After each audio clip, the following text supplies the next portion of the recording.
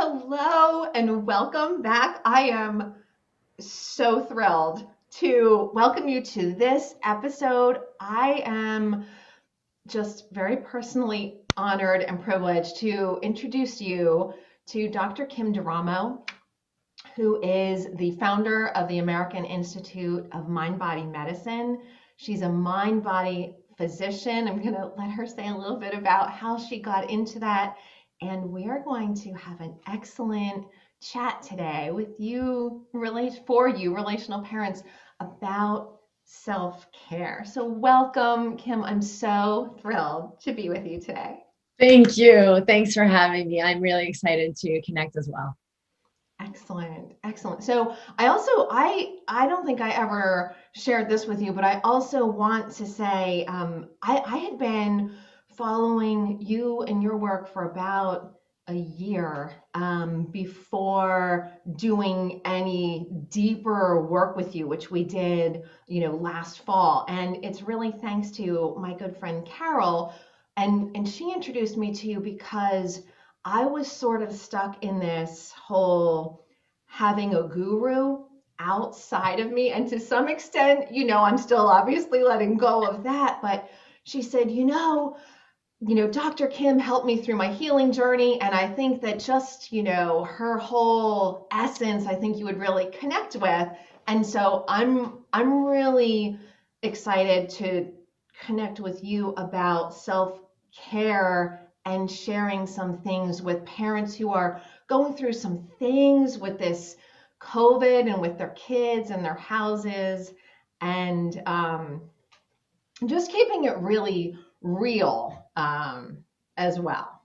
So um, I, and as I was kind of preparing for our conversation today and thinking about it, I I thought, before COVID, there were a lot of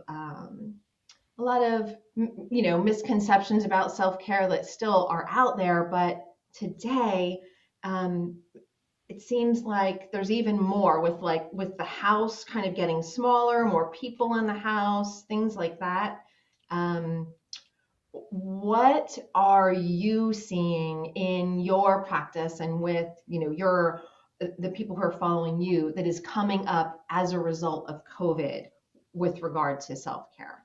Okay, that's a great question to start with. I think the biggest kind of thing that's erupting is this old way of seeing ourselves as vulnerable, small, powerless, and threatened, so that we then have to guard and protect and fight. And I've seen this as a doctor in medicine where it's fight the disease, fight the bug, fight cancer, fight the fat. Like everything is, a war against breast cancer. What I know is that fighting disease never creates health. Fighting disease can't create health. Health is about harmony in the body, resilience in the body, fluidity in the body. And what I've seen is whenever we restore harmony, which self-care is, what's my relationship with myself? Is there self-love or is there self-fight? Whenever we restore harmony, health always follows, to the point of, resolution of disease. Not I'm managing it, but actually I no longer have this disease. I no longer have MS. I no longer have chronic pain. I no longer have Lyme disease or chronic fatigue syndrome, or like literally fill in the blank. That's what I've seen. And I think the biggest thing this has brought up for us is the opportunity to look at that approach to ourselves and to the problem or the disease and make a new choice. Like, wait a minute, is fighting this actually creating health, abundance, vitality, joy, connection, love? Or is this just creating more limitation in my life with the sort of like pseudo, it's like a pseudo health. Like I'm avoiding severe fear. I think I'm avoiding a problem, but I'm actually in more anxiety than I've ever been before in my life. So I think this is bringing up the time for everyone to reevaluate that approach. That is awesome. And it's so interesting that you said, fighting breast cancer, because so I live about 45 minutes outside of Philadelphia, and anytime I go down the highway to move towards Philly, there's a giant billboard that says fighting cancer is essential. Yeah. And so for the last 6 months that I've been seeing that, I always think of you, and I'm like, is it? Is it really essential? I kind of don't think fighting, like that whole fighting mentality. So I love that you said no, fighting versus coming into harmony. And one of the things I was turning over in my mind around self-care was like, how is self-care different than self-love? And I think, they go together, but how would you articulate the relationship between self-love and self-care? This is another great question, because a lot of people do self-care not actually anchored in self-love. So let me explain that. They're anchored in fear, right? So just like you said, this idea that fighting cancer is essential. Okay, that's the collective we're in. That's the storyline. Yep. And the more you live that out, the more clarity you get that that isn't creating abundance, it isn't creating expansion, it isn't creating more health. Um, we've got to begin to now come to a foundation of love. And so self-care in that first paradigm is, oh my God, I'm so scared. Let me protect myself. Let me, even the way we go to, you approach, I'm going to use mind body tools and I'm going to fight the disease, but it actually just creates more tension. And so that's self-care based in fear. Or, okay, I guess I should do this good thing for myself. And you like carve out some time, but you really feel guilty. So you're actually in a fear foundation. When we're in a love foundation, self-care looks really different. And so this is actually, instead of, okay, I'm going to carve out an hour and take a bath, or I'm going to go get a massage, or I'm going to do this thing for me. It looks like I'm relaxing my shoulders in the moment, right? I see the sign that says, you have to fight. It's not okay. You're not safe. And I just relax my body. And I look and say, is that true for me? And maybe I take a slow, deep breath to let that fear dissipate so that I get clarity. And that act of self-love is one of the greatest, most powerful acts of self-love, because it breaks the spell of like the fear demon that has us not see the truth. And this whole riding narrative we've been in, it puts everyone into more fear. But what we don't realize is what that does to your brain. It narrows the way you see reality. So instead of seeing, wait a minute, that's not actually working for me. Wait a minute, this isn't creating more abundance for me or my kids or my body. We see, I'm outrunning the dragon. I'm doing a good job. I got to keep going. Okay, I got through another day. And we actually think it's working. So it narrows, it changes our brain activity for a very, very, a single-minded focus, a very, very narrow perspective. And that's why so many people don't see the greater reality of what's going on. Like right now, we've got 70% less COVID cases, according to the CDC. But that's not the narrative. The narrative is, well, there's more strains. There's more to fear. You've got to really clamp down and protect now. And so we actually don't pay attention to, I don't see people dropping dead on the street. I don't see people dropping dead out of nowhere in unthinkable numbers, the way that this narrative is saying would be happening. And maybe you do know someone who's died, or maybe you do know someone who's been sick. But for the vast majority of people, there's people walking around and stuff happens, and it's actually like the same degree of what we saw, a couple of years ago. And what is actually happening versus what the fear says is happening can be vastly different things. And when we're in fear, we don't actually notice. Yeah, absolutely. Absolutely. And so I love the way you sort of created the image of the fear foundation narrowing our focus, and then just like that self-care, that in the love foundation, just a moment, a willingness to soften can really open it up just even a little bit. but Yeah. enough to put a question mark on it. Yeah, and enough to let something in that we hadn't considered before. Enough to let ourselves feel the fear our body's actually feeling instead of trying to push it away. That may not feel like what we're taught. We're taught self-care is, no, I don't have to feel these bad things. But what if self-care is to let myself feel what I feel? I feel scared. Maybe I feel guilty. Maybe I feel uncertain. There's a lot of things, but if I gift myself the moment of softening, I'll feel things more and the energy will move through. And then I'm free and there's more clarity. And that's really the greatest gift of self-love and self-care we can choose.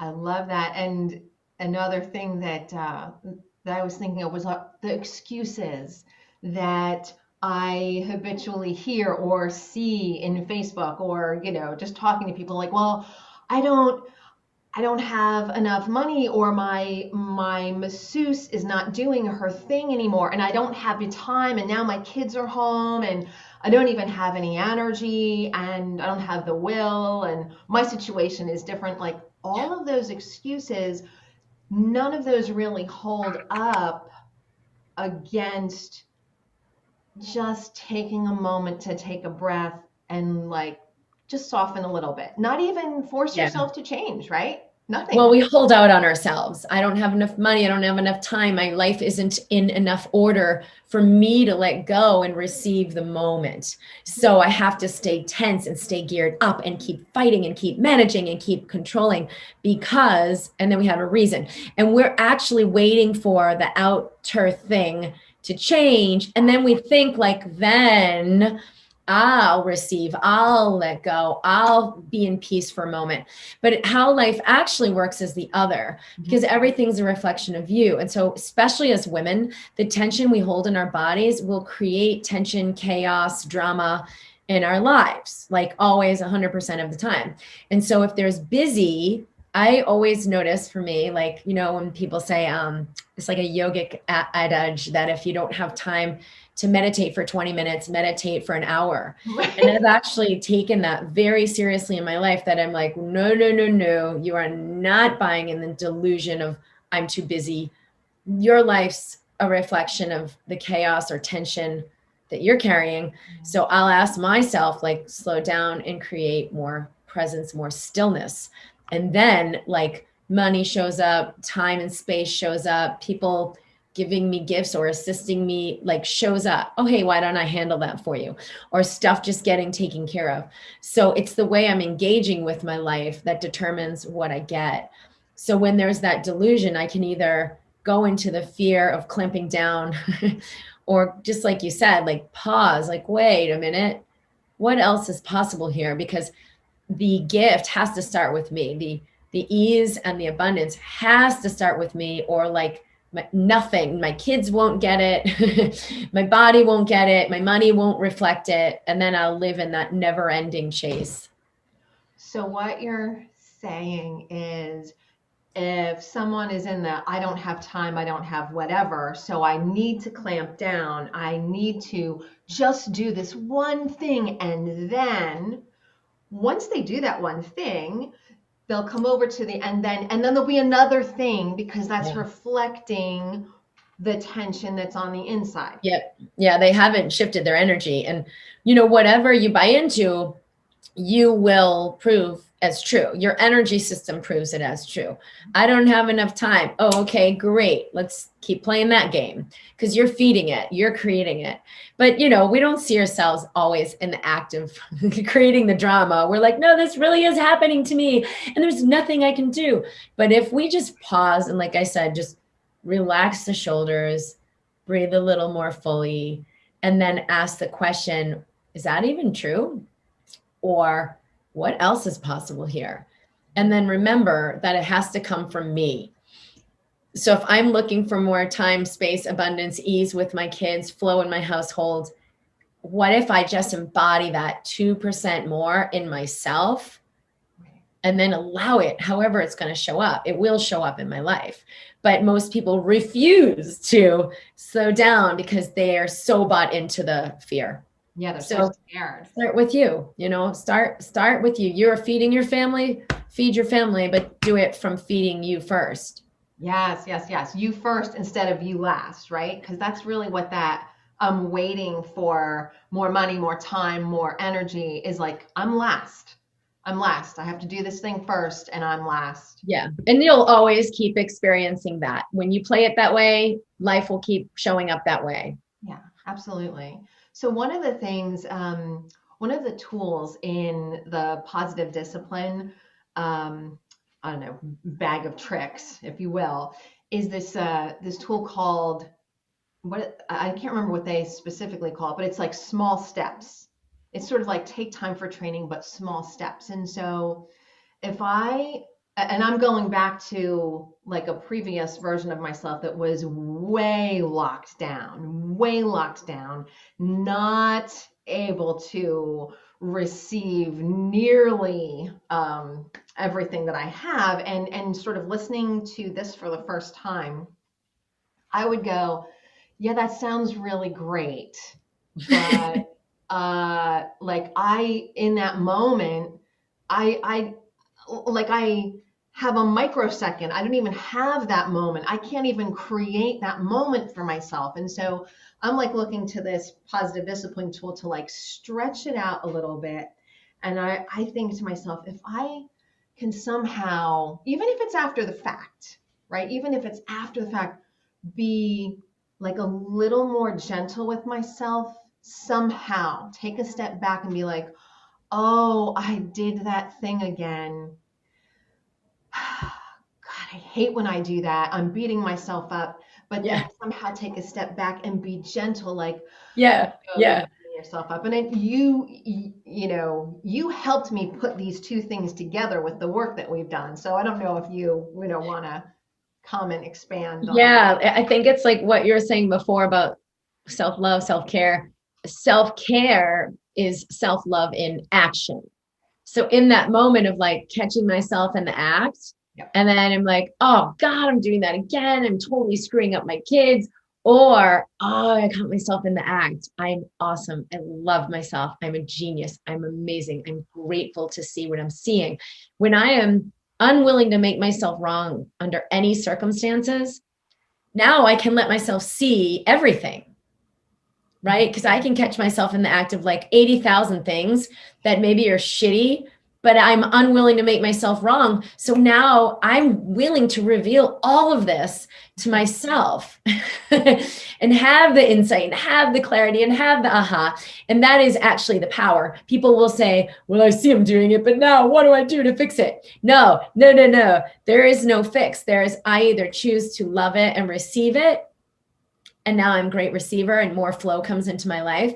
Or I choose to shut it down, reject it. I got to fix it. I got to overcome it. Why am I doing this? I make it wrong and I solidify it. So if Mm-hmm. all we do is like, I see this thing I'm doing and I love myself fully, that transmutes the energy of that shame, fear, despair that was running the behavior. And now it's no longer there. It's no longer owning me. I'm free. Yeah, so you don't have to love that thing that you did, do you? You can love Love that you yourself. see what you see. I'm seeing that I did da da da, and I love that I'm seeing this. Now, you can go as much as you want to love that you're doing it. I love that I did this. It's the same thing.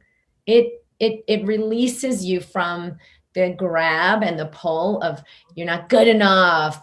You're shit. You need to fix. Your life is screwed up, and that narrative. And Yes. you're like, I did this thing and I love it. Or you can soften that, right? Because people don't necessarily, they think love means it's a good thing. And I'm like, okay, love doesn't need to be la la la. Right. Love could just be, I completely accept that I'm seeing this. I completely accept that I'm doing this. I Mhm. completely accept that this has been part of my life. Yep. I love that I'm seeing this. That really resonated for me because that's not as much of a stretch. Like I love that I'm seeing this and I'm getting clarity and I'm getting acceptance and I am integrating and I'm becoming more whole with this instead of walling it off and shoving it away and all of that. Judging it. Yeah. Yes, yes, yes. Judging it and expecting and all of that stuff. That's Fantastic. So I love that you said, about the whole soften your shoulders, because one of the women that I was talking to about self-care said, like, well, people always have the same things that they say about self-care, like I'm taking a bubble bath or I'm going for a coffee with a friend, which now I can't do anymore, by the way, blah No. blah blah. And it was kind of like there are so many things. Oh yeah. And you could do all of them without any self-love. Yes, You yes, do yes. all of them as a way to try to fix yourself because you don't have self-love. Yes, and escapism and like, oh, I'm just gonna like binge on Netflix and whatever, like just to kind of kind of To distract. improve myself. Sorry? To improve myself. I'm gonna take it easy and just watch these movies so that I'll feel better about myself. Right. Like whatever. I mean, I've done that. I actually used to be so uptight, and someone's like, you should just chill out and like watch some, watch your favorite shows. I was like, okay. But then it was like this thing I'm going to do so that I get somewhere better because I'm rejecting myself so fully. I mean, it was insane. But you can't soften your body and not receive more love. Nice. Even if when you soften your body, you feel your shit more, Hmm. it's still an act of self-love because you're no longer repressing it. You're letting it come up, and that's what lets it move out. That's a totally, it's, thank you, because you are really expanding the scope and perspective of love. Yeah. It's not, this is the best thing ever, or obviously not the romantic notion of love. It's widening what I can see and accept and be with. And that, like, if that's the definition, that totally makes sense to me, that you can't like really release some tension or soften your body and feel the release of tension and get not feel more love. A That's lot of people aren't willing to do it, right? Because ultimately, we do need to choose to gift ourselves that experience of just softening in the moment, actually feeling the freaking moment. No, the moment's too, it's bad moment. No, I'm in a rush. I can't feel the moment. Like we've got to make a choice. Will I actually let myself have this moment, or am I going to keep holding out on myself because I judge I'm not worthy, I'm not good enough, I'm guilty, I'm bad. I mean, there's a lot of stuff. So just try it, because when you try it, those sensations, they're going to come up more, not less. We learn our whole life to repress and not feel and like shove it all under the rug. And then we get this big heap and we're like, why are my kids so anxious? Oh, I'll tell you. I wonder. Exactly. You're holding it in your body. So you may not be like, physically assaulting your kids, but your energy is oppressing the shit out of them, and they feel it more than anything you ever will say to like, yeah. It's way So, more so if powerful. it's way more powerful. And if we just like soften ourselves, lighten up on ourselves, and we're willing to feel everything we've been holding, it moves out, and you're going to breathe. Maybe you're not breathing fully. Maybe you're just breathing a little, but there's breath, and it will assist the clearing of all of that energy. And hey, bonus if you soften your body and breathe a little more fully, because that's going to enhance this effect of letting the energy move. Oh, amen. Amen. Do you have time for just one more piece? Yeah. Okay, great. Just you said something that triggered for me self-improvement. I think it was, when you talked about like binging on Netflix, right? And I remember when I was in like a big self-improvement program, and it was great, but somebody said, "Hey, when you were having this moment and that, this thing that I was trying to change, how did it feel in your body?" And I was so dissociated. I was like, I didn't even know what the person was talking about. I couldn't, even if I figured out what they were talking about, imagine what it felt like in my body. And even if I could, it was all to get better, to improve myself. And that is none of what I am feeling from you here. It's in the moment, and it's a willingness to be with yourself, not to improve. I lived my whole life for so many years as a self-improvement process. I even had an entire marriage that was a self-improvement program. Yeah, me too. But what is self-improvement? It's where I am is not adequate and I want to be somewhere else. I want to be better. I want to feel better. I want to have better. I want to be this better person. Okay. So I mean, hey, I'm a doctor who's helping people resolve disease. So I'm not saying you don't get to experience something, quote, better. I'm saying that you have to start with where you are. You can't reject it and try to go somewhere else. It will never work.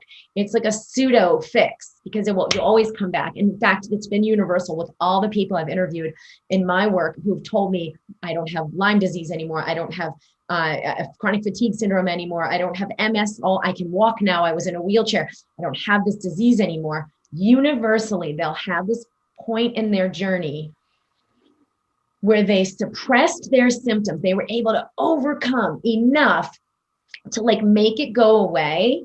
And all of them lived in like chronic severe anxiety, panic attack, or massive amounts of inflammation and restriction, where their body was so inflamed they couldn't eat this and they couldn't eat that and they couldn't go out, and they were living this like huge amount of repression. One person's body manifests this massive bout of rheumatoid arthritis. She's like, it was more severe than all the diseases I had before that went away with this like nutrition and all this improvement. Now her body goes into this massive inflammation. She goes to the doctor and they're like, we're going to put you on the most intense rheumatoid arthritis medications, even though it's new, because of how severe you are. And she said, you know what, give me 3 months and let me see what I can do. And then she found my work and actually entered her body, which, decreases inflammation, lets energy move, releases everything she was holding.